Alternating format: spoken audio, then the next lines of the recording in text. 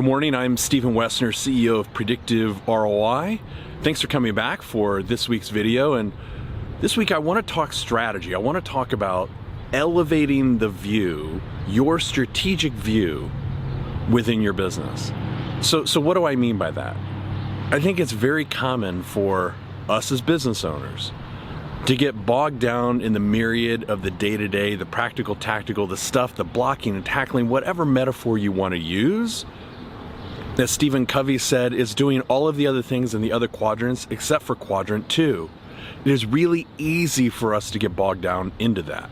Because, quite frankly, those things are things that we're good at. Those things provide satisfaction. Those things might be a really full to-do list, and we love being able to check those things off the list, and we feel super productive working alongside our team. The downside to that is that then the quadrant 2 activity, that strategic stuff, the stuff that is super, super important but not urgent, never gets done.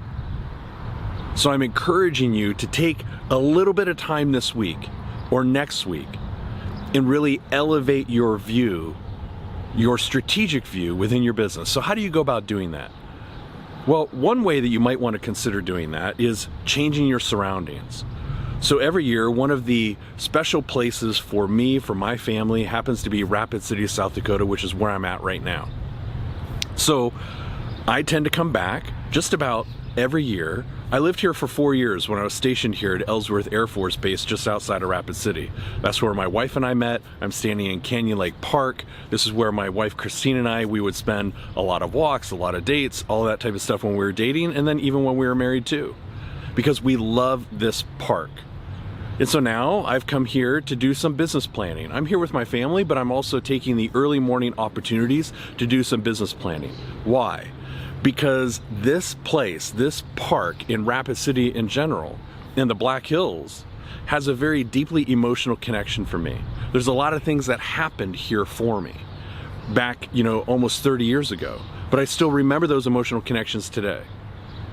And when I'm here, it sparks new ideas, it sparks an energy flow, it sparks something really interesting and creative. And so when I'm here, I take that opportunity to do some business planning. I take that opportunity to spend some time with you. My guess is that you have a place or places like that too, that are deeply emotional for you, whether for whatever reason, personal reason, business reason, good, bad, indifferent, but it sparks something for you even today, even if it was decades ago. Go to that place. Actually take time to go to that place and do some business planning. Get strategic in that physical location. Change your perspective. So the second thing is, so after you've gone away to your Rapid City and you've had a chance to do some business planning, then I think you also need to evaluate your inner circle. So Coach John Wooden said you'll never outperform your inner circle, the 5 people you spend the most time with. And I think he was 100% spot on correct with that. And so taking stock, actually writing down who are in your inner circle and are they moving at the same pace and tempo that you are? And if they're not, you need to make some adjustments, because if you don't, they'll continue to be an anchor in your business, maybe even in your personal life. Third is, have the courage to actually ask yourself the tough questions. And I think that business owners, sometimes we let ourselves off the hook really super easy. We know that there are some things, the constraints in our business, but we're not going to ask ourselves those really tough questions as to why those constraints are there, how we can remove them, because they're painful, they're emotionally involved, we don't want to face them. It's better just to kick them aside and go have a good day being practical and tactical alongside our team. But that doesn't get you being strategic. That doesn't change your perspective in your business. That's not how you go from here to here. Asking yourself the tough questions and then finding an accountability partner that you can trust to hold you accountable for the answers and the results.